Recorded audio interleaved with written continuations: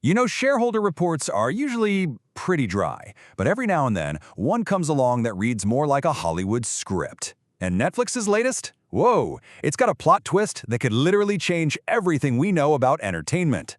So on January 20th, 2026, Netflix dropped its fully year 2025 results. And yeah, the numbers were good, but that wasn't the real story, not even close. This was way, way bigger than just another update for investors.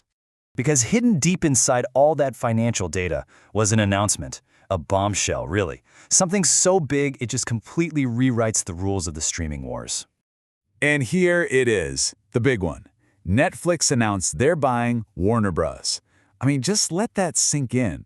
This is an absolute earthquake in the media world. They're not just beating a competitor, they're absorbing them into their empire. And what are they getting? I mean, the scale here is just staggering. We're talking about the film and TV studios that gave us The Dark Knight, Harry Potter, and, get this, HBO, the home of Game of Thrones and so many other legendary shows. They're getting a century's worth of iconic characters and stories, plus all that production power. It's just massive. So, the big question is, why? Why make a move this colossal? Well, in their own words, Netflix calls it a strategic accelerant. Think of it this way. They're saying this doesn't change their game plan at all. It just straps a giant rocket engine to it. It's like putting their strategy into hyperdrive. Okay, but a move like this costs a fortune, right? So how on earth can they afford it?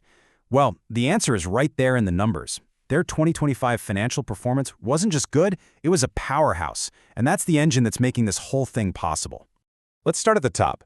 Total revenue, a cool $45.2 billion. Billion!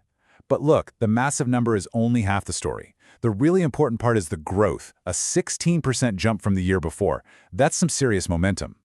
And you can see that jump right here. From $39 billion in 2024 to over $45 billion in 2025. That's not just a little bump, it's a huge leap. And that's exactly where the confidence and, frankly, the cash comes from to make a play this big. So where's all that money coming from? Well, you, and me, and a whole lot of other people. They've got a massive global audience, 325 million paid members by the end of 2025. That's their foundation, this incredible, reliable stream of money coming in every single month from all over the world. But wait, there's another piece to this puzzle, and it's a big one. Advertising. Remember when they launched their ad-supported plan? Well, that business is exploding. We're talking $1.5 billion in 2025 alone. That's 2.5 times what it was the year before, and they think it's going to double again next year. This thing is an absolute rocket ship. So you see the formula, right? You take that huge, steady subscriber base, you add this explosive growth from advertising, and what do you get? A financial juggernaut. That's the power that lets you go out and even think about buying a legend like Warner Bros.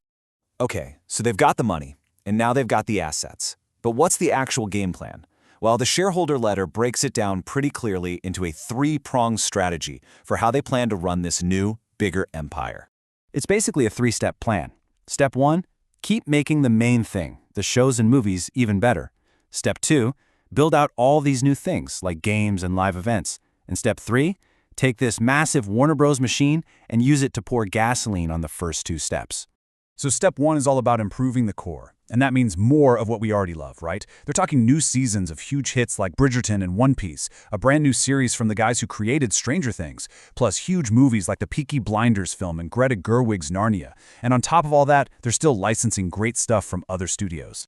And this quote right here, "Fandom is a powerful engine for our business," really gets to the core of it. They get it. It's not just about getting you to watch a show. It's about getting you to love a show, to talk about it, to tweet about it, to become a true fan, because that's what keeps people subscribed and brings new people in.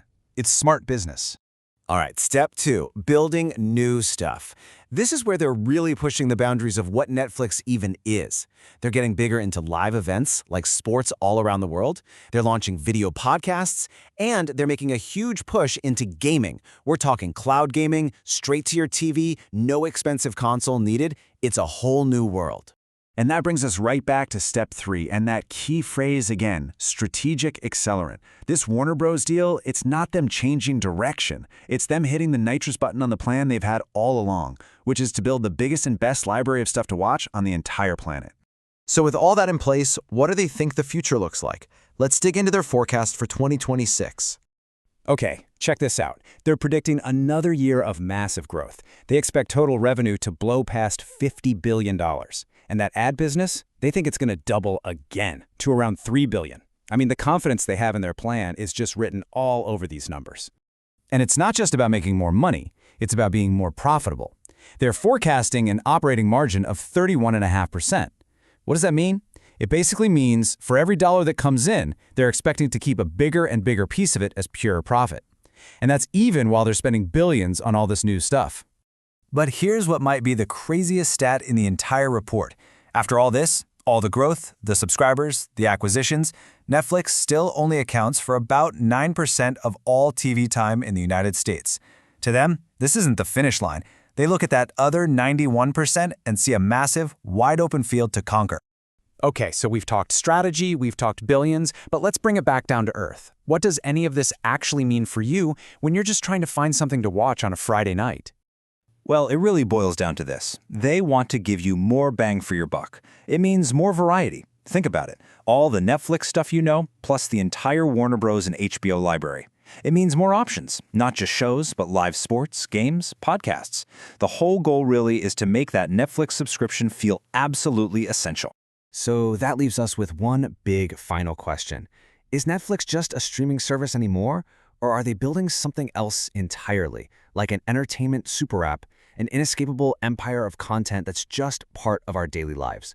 Whatever the answer is, it's pretty clear the next chapter is just getting started.